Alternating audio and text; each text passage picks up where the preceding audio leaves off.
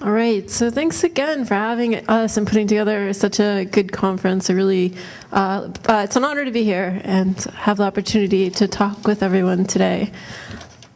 I'm going to talk about a strand in an argument in my book that's forthcoming with Cambridge, so I'm really excited about it.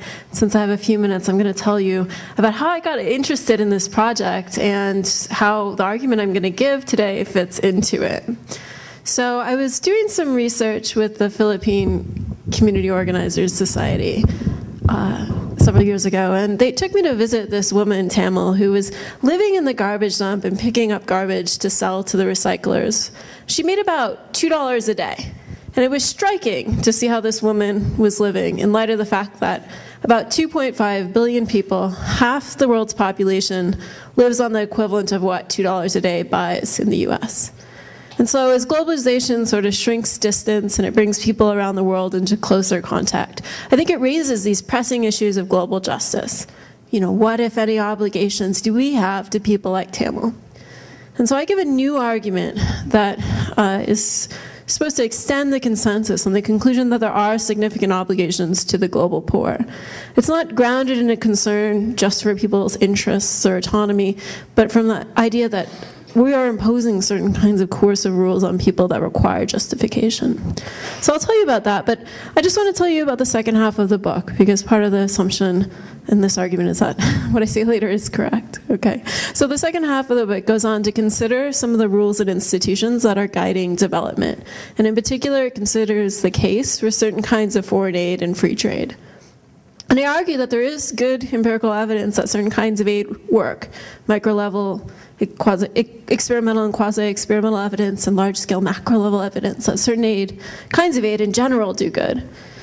And there's also a case for promoting certain kinds of free trade, although trade has mixed impacts on poor people. Sometimes it's beneficial and sometimes it's not. And so there's reasons to work around some of the rules of trade or amend them to capture the benefits of trade for the poor and avoid the costs.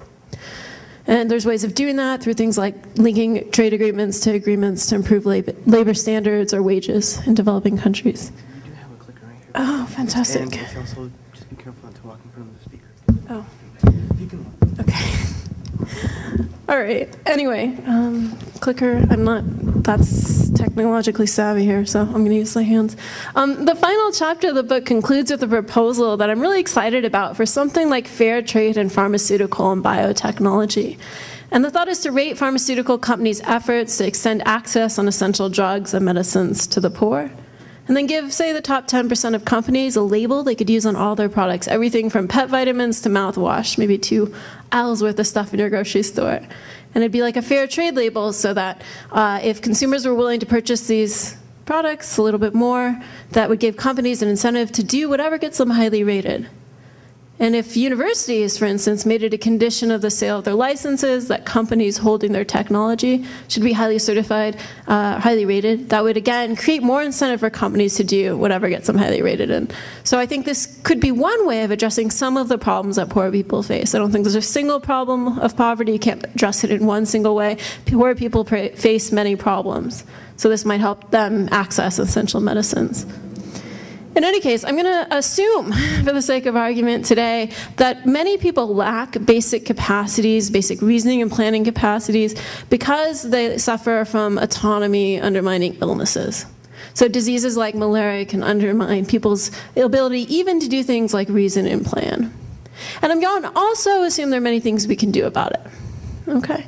But I encourage you to read the book if you're skeptical. I'm going to defend 2 general propositions. And you have a handout. If you don't have a handout, you can raise your hand, and hopefully one might find its way to you. Okay. So you'll get a handout. But the first claim is that what I'll call the legitimate coercion autonomy thesis.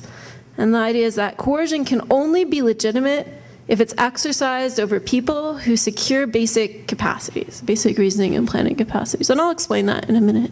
But the second claim is that legitimacy entails that those who are exercising coercion are obligated to ensure that the coercion is legitimate.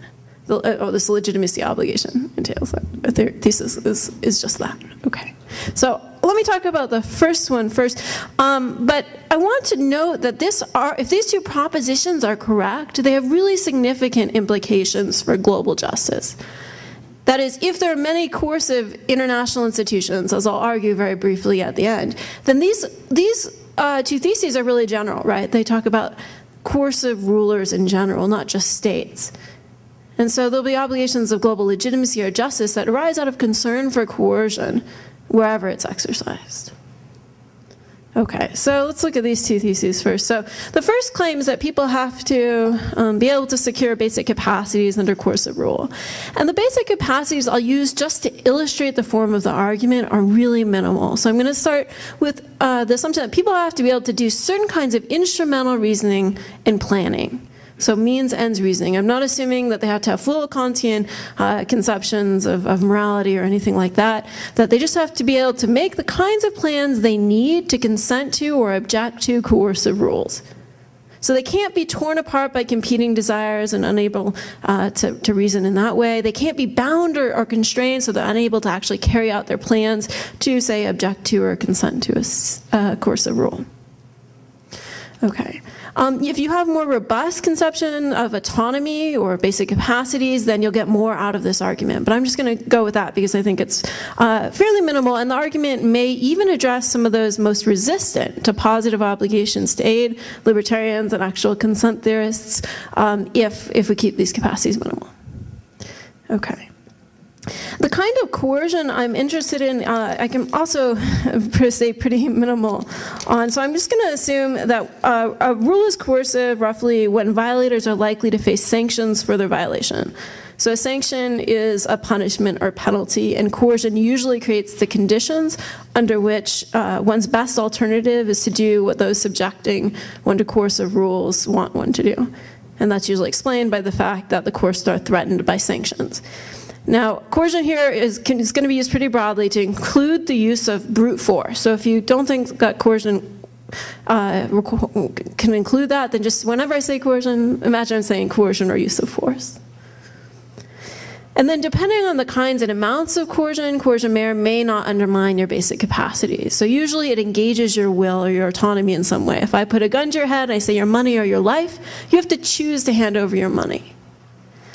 I also think people can be coerced into doing what they would otherwise do freely. So I might have been about to hand the person the money, right? And then they stuck the gun to my head, and yet I'm coerced into it. And I think there's a lot more to say. So a lot will hang on what counts as a violation, as a sanction, as a threat, or a punishment or a penalty on any analysis. So people disagree about whether coercion that has to violate rights or entitlements.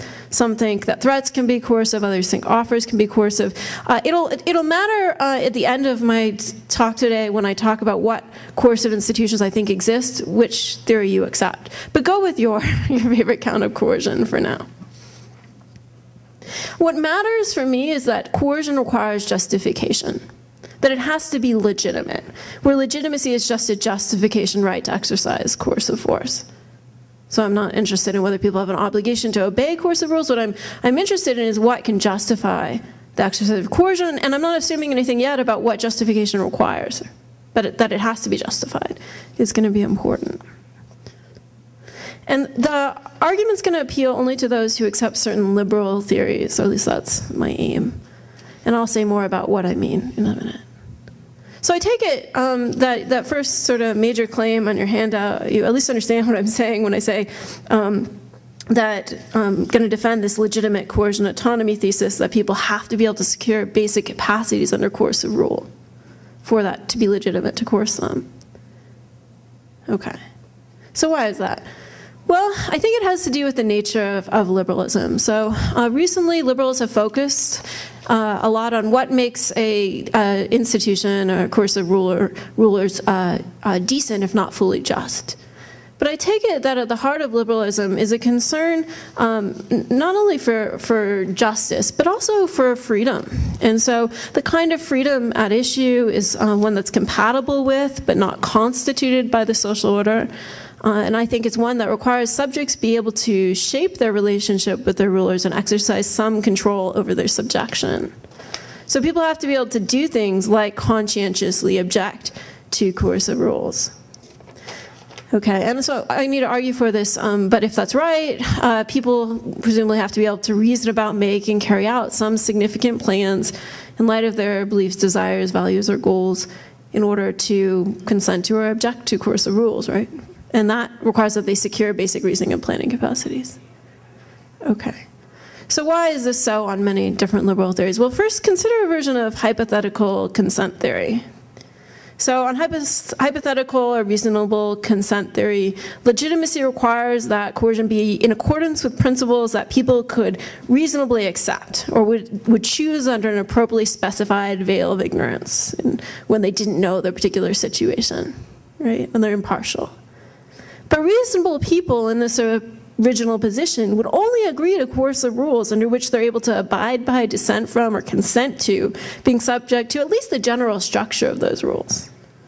So in John Rawls' theory, for instance, people would choose principles under which they would be fully autonomous, under which people could understand and embrace these principles. And full autonomy and the ability to understand and embrace Rawls' principles of justice require at least minimal reasoning and planning capacities. Now, you could object here that people, even in a liberally construed original position, would accept some risk of not being able to reason and plan in order to get other benefits or avoid other risks. So in Rawls' original position, for instance, the deliberators are heads of families, right? And they might accept some risk of not being able to reason and plan in order to ensure that their family members can do that. And that's especially likely if there's not enough resources to help everybody do that. But I think, and I agree that there are times when it's impossible, perhaps, for everyone to have the relevant freedoms and capacities. But I think hypothetical consent theorists should at least agree that for coercion to be fully legitimate, people should be able to shape the nature of their relationship with those imposing coercive rules over them, at least insofar as possible. Right? So there might be possibility constraint here, but nonetheless, if it's possible, I think they'd require this. On democratic theory, everyone has to be able to participate in the democratic process, right? They have to be able to do that, and that requires, I think, that people can freely consent to coercive rules. And democratic theorists also accept certain institutional constraints on the exercise of coercive force. So they'll have basic constitutions that protect individuals' freedoms. And I think on a plausible democratic theory, people have to at least have the right to dissent from coercive rules and to practice conscientious objection or nonviolent protest or passive resistance, and they have the capacities for that. It's easiest, I think, to see why actual consent theorists should agree that people have to have basic capacities. Because if you have to freely consent to coercive rules, then you have to be able to do that, right? So it's a necessary condition for free consent. And here's where you get the libertarians, I hope, which is there's an argument that libertarians should be actual consent theorists. And so if that argument works, then maybe this will address those people. But it's hardest to see, I think, why communitarians should agree with this, even liberal communitarians. And there's basically two kinds of communitarian views. So I think on one kind, communitarians think communities are valuable independently of individuals, sort of their role in helping people support or promote or give rise to individual identity. Some communitarians think communities are kind of independently valuable, and they care that certain relationships flourish independent of consent, right? But to keep communities and relationships strong and vibrant, people have to be able to challenge them. They have to be open to challenge, at least from within. People have to have a right to dissent from coercive rules by leaving or at least voicing their disagreement with their communities. So as Charles Taylor puts it, these sorts of freedoms protect the crucial moral interests that each one of us has in the authentic development of the other. And even if rulers don't want to hear heretics or reformers, communities can't remain strong unless their members are capable of inhabiting their traditions in a way that keeps them alive and responsive.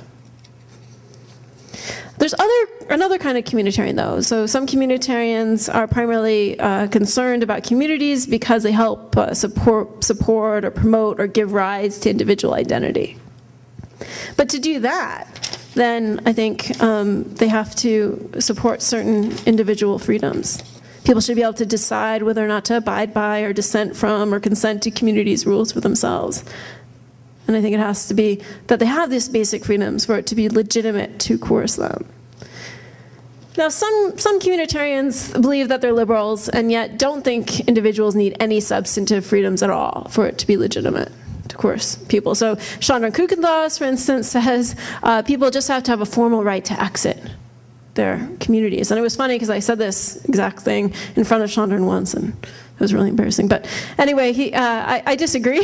So I tend to think that, as Will Kimlicka suggests, liberalism is committed to, and perhaps even defined by, the view that individuals should have the freedom and capacity to question and possibly revise the traditional practices of their community, should they come to see them as no longer worthy of allegiance. And those who deny that subjects have to have basic freedoms under coercive rules suggest that it can be legitimate to coerce people, even though they couldn't freely object, which I take it spells the end of liberalism. It's supposed to be funny. Okay. All right, so that's it for the first premise of the argument.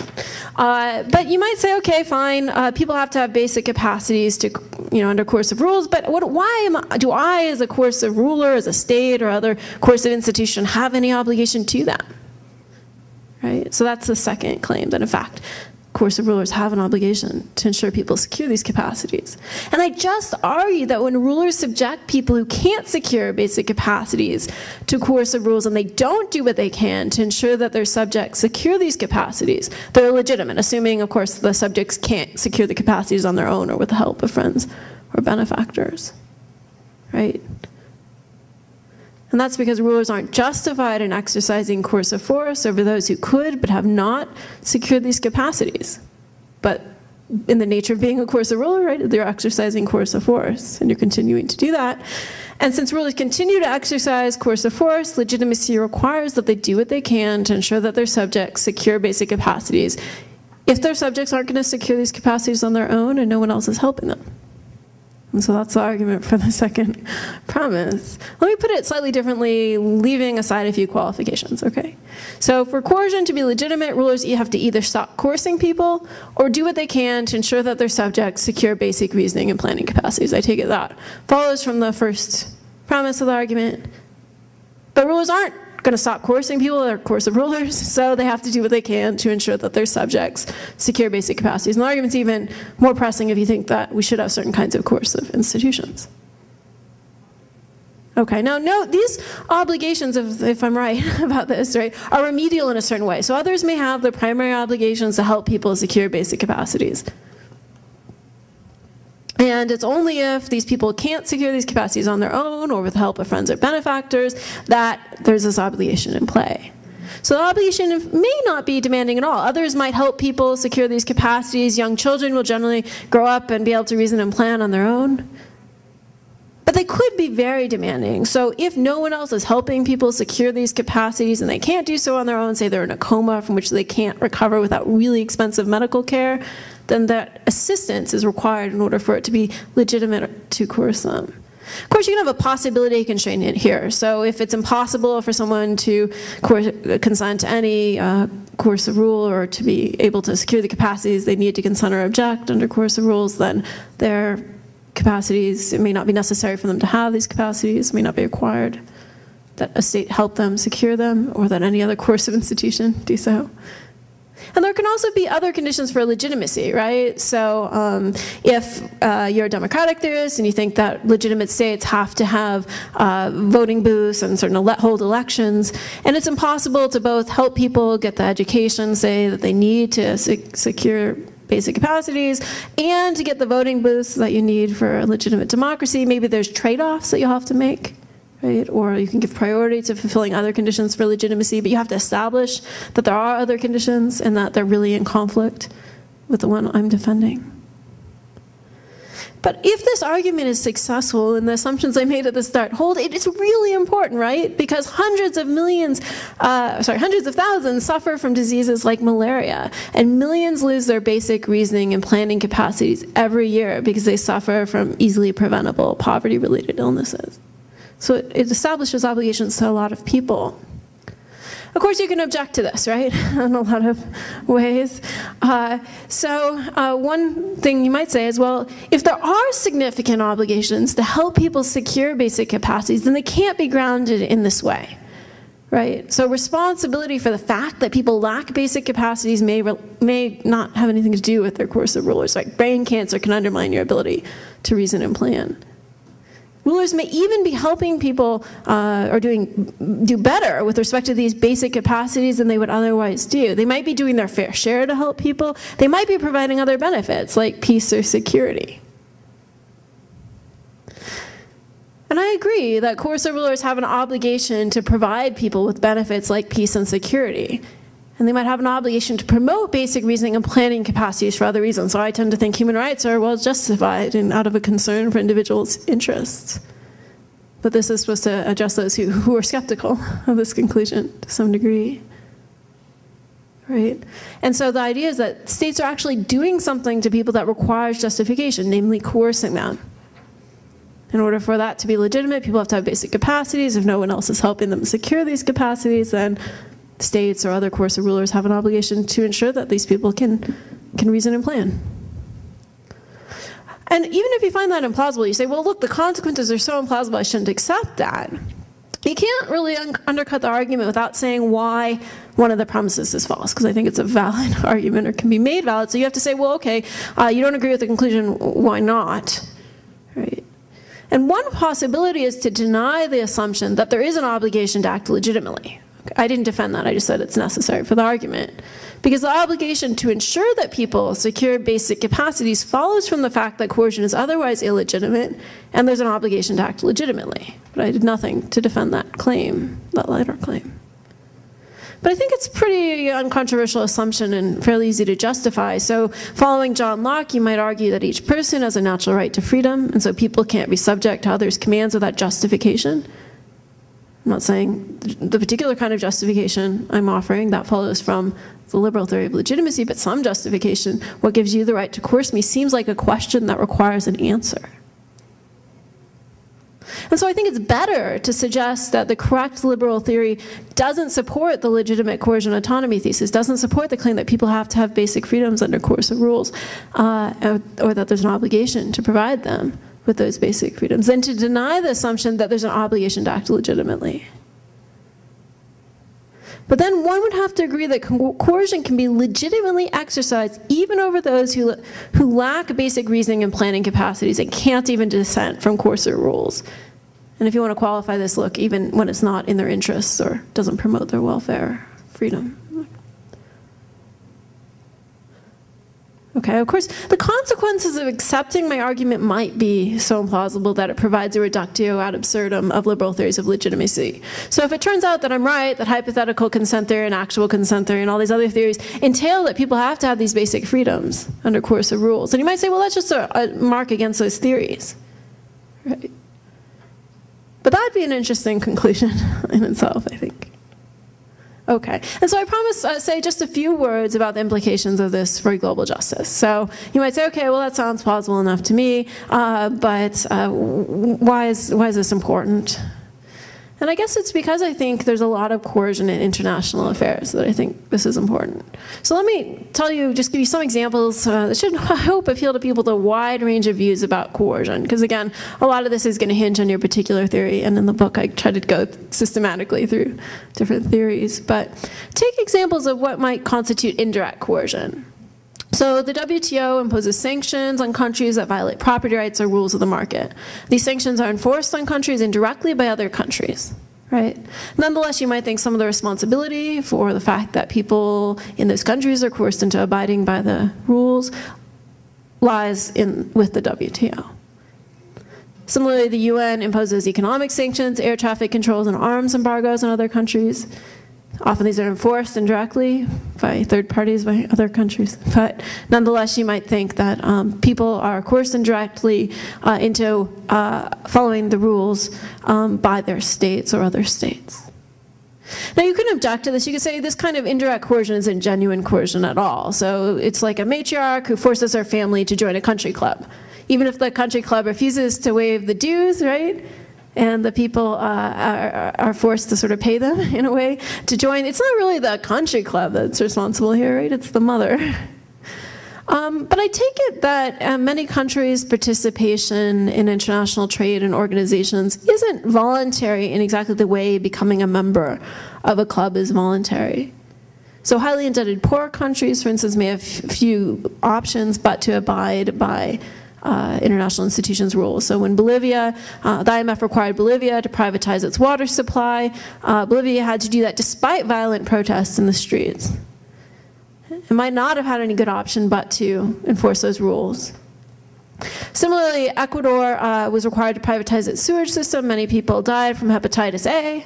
And again, there's a question about the role of international organizations in coercing people there, but if Ecuador didn't have any good options but to abide by the IMF's rules, then again, the IMF may be responsible for coercing those people, especially if it's the case that many of these countries are in the situation that they're in partly due to those very institutions of previous rules. Right? And the Philippines has had 19 structural adjustment programs, at least back when I was visiting in 1996, and there's some evidence that these are correlated with poor health outcomes and things. All right, or just one final example, in Niger, the IMF required Niger to implement a 19% value-added tax on goods and services in a year when the nomadic herders' income had fallen dramatically. And although causation is notoriously hard to prove, there was a famine in Niger that year.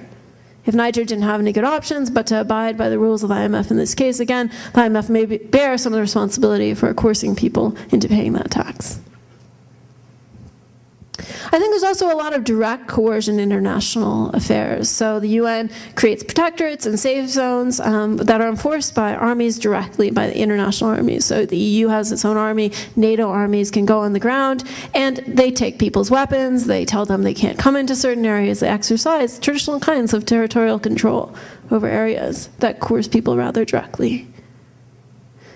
But you might say, okay, actually, I have a version of an account of coercion that doesn't countenance these examples. So you might say, coercion has to be backed by a threat that violates rights. And you haven't shown me yet that any of these people were facing threats to violate the rights, or any of these countries were facing threats that, that if they didn't abide by them, would result in rights violations. But I think there's reason to believe that on any plausible account of rights, many of the examples of coercion that I've given violate individuals' rights. So take an example of positive rights theory, and a right where people have rights to aid on much more concessive terms, or countries have rights to aid on much more concessive terms than the World Bank or IMF countenance. Then in saying, you know, we're only going to give you aid on these terms, you're violating people's rights to aid on more concessive terms. Or take a really radical sort of libertarian view of rights, where people have basic rights to free trade and to punishment, right? Or you might think that when the WTO says, hey, countries, you have to reduce your trade barriers only to a certain amount, and anybody who would punish you for keeping some trade barriers in play can't be punished, right?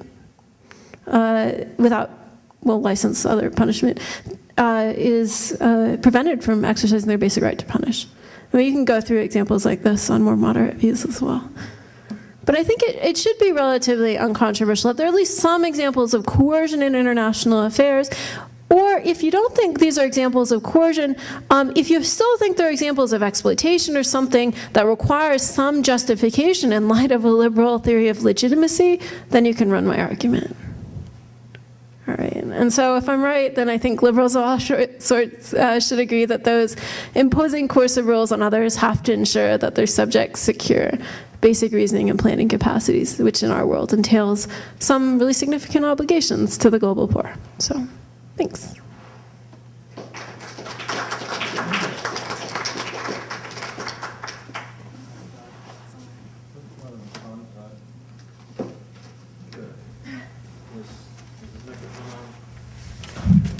Could be.